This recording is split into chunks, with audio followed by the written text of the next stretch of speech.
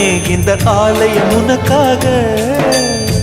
வானில் ஒரு புயல் மழை வந்தால் அழகே என்னை எங்கனம் காப்பாய். கண்ணே உன்னை என் கண்ணில் வைத்து இமைகள் எனும் கதவுகள் அடைப்பேன். சத்தியமாகுமா?